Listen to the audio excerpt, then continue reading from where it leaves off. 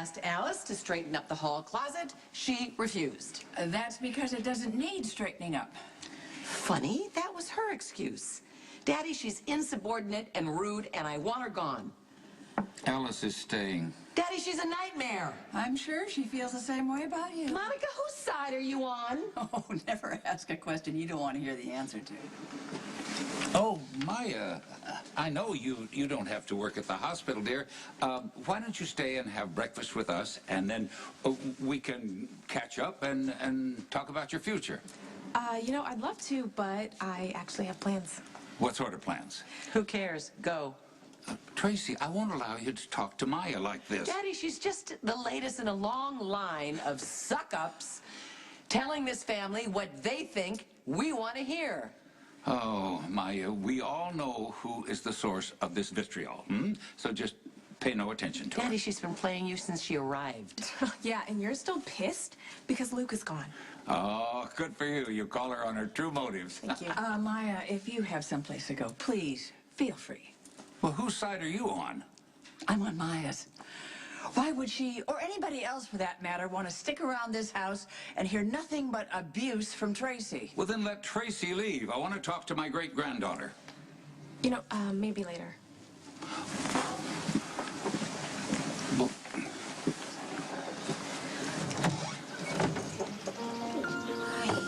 Brook Lynn. Well, what happened to you? I made a mistake, and I was kind of wondering if I could come home to my family. Why the hell would you want to live here by choice? The only reason why I'm here is because I have to be. I made a big mistake. I'll bet. Watch your back. Thanks. come in, my dear. Thank you. I really don't mean to intrude. I just didn't have anywhere else to go. Well, family is always welcome. I'm going to text Alice and tell her to get a room ready for you. Yeah, but before you get too cozy, what kind of mistake? Tracy, I won't have you use that tone to your granddaughter. Daddy, she dropped out of school. She's been running wild. Well, if Lois and Ned had spent more time with their daughter than they did on their careers, maybe she'd have an opportunity. Maybe we ought to teach her accountability. Yeah, I know. I've made mistakes, but I am trying. Of course you are, my dear. Daddy, she shows up out of the blue, doesn't bother to come and visit us, and then she's on our patio when she needs a roof over her head. Okay, yes, Granny, I should have come to visit you, all right? But I wanted to go support myself, get a job. I didn't want you to think I was here for a handout. Don't call me Granny. Will you let the girl finish?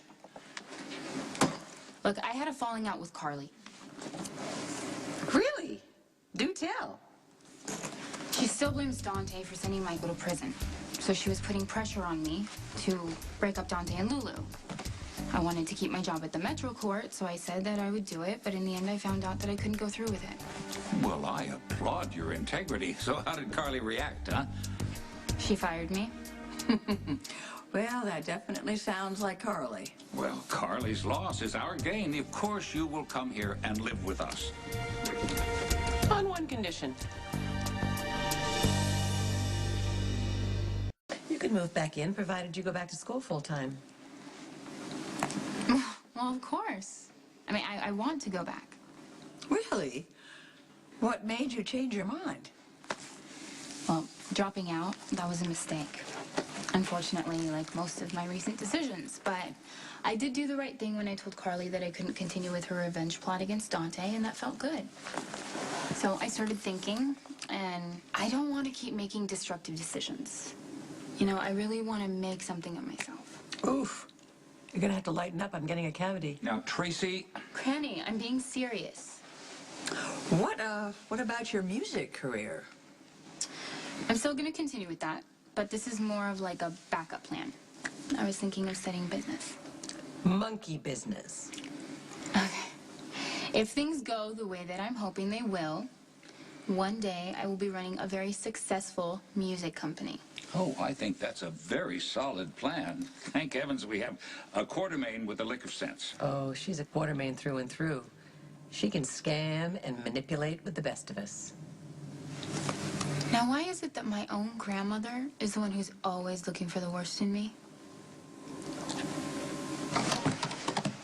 Hey, what are you doing here? Aren't you tired of being overworked and underpaid for the week? Yeah, well, I had to get away from the Quartermaines. You have always hated me because you hate my mother. We're not talking about your mother. We're talking about you. And actually, there's hope. You're smart. You might make something of yourself. But you're a manipulator. You've got my father fooled. You do not have me fooled. I'm telling the truth. Of course you are, my dear. Don't worry about Tracy. She has been bitter and resentful ever since her marriage to Luke turned out to be a scam after he bilked her out of millions. The subject of Luke Spencer is forbidden in this house. This is my house, and you can't dictate. You hate Luke! And ever since he's been gone, your mood has gotten fouler by the second, and I, for one, have had it up to here. Oh, Monica, thank you for the support. You're so upset. Why don't you pack your bags and go after? Why don't you pack my bag? Never mind. I'll have Alice pack your bags. Thank you. You're welcome, dear.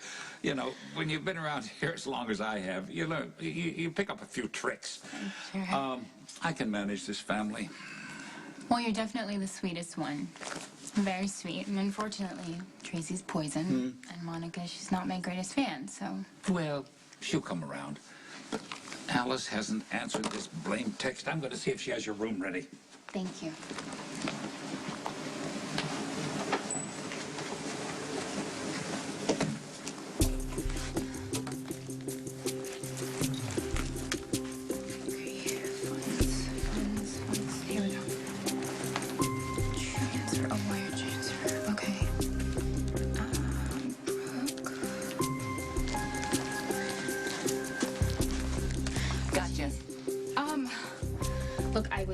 I know exactly what you were about to do. And you are so busted.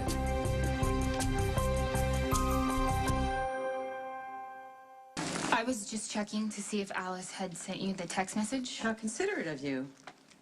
Oh, Daddy. Daddy, did you know you were about to transfer $50,000 into Brook Lynn's account? Well, I don't know whether to be proud or disappointed. Well, Tracy was right. You are one hell of a scammer.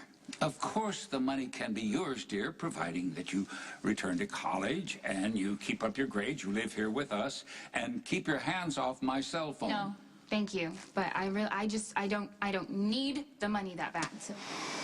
Gee, I wonder whose doorstep you're gonna darken now. Guess I'll just figure it out. Well, our door will always be open, honey. No fool like an old fool. Brook Lynn?